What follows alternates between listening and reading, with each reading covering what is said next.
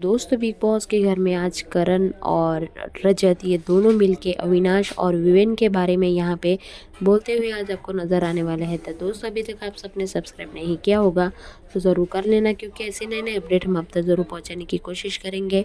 तो दोस्तों यहाँ पे बिग बॉस के घर में आज करण और रजत ये दोनों मिल के यहाँ पे अविनाश और जो विवेन है ये दोनों के बारे में यहाँ पे बोल रहे हैं कि अगर ये दोनों टाइम गॉड नहीं बन पाते तो यहाँ पे वो आज नज़र ही नहीं आते। वो टाइम गॉड बने हैं, इसलिए ये सीज़न में विवेन और अविनाश टिके हुए हैं और इस वजह से ही वो फ़ायदा उठा रहे हैं। तो यहाँ पे शिल्पा जी भी बैठ के बहुत ही एग्री हो रही थी और वो भी यहाँ पे खुश होते हुए आज आपको नज़र आने वाली है।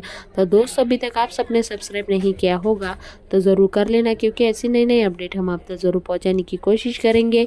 फिर से मिलेंगे नए वीडियो के साथ, तब तक बाय बाय, थैंक यू, जय हिंद, जय भारत, भारत माता की जय, वंदे मातरम, जय श्री राम।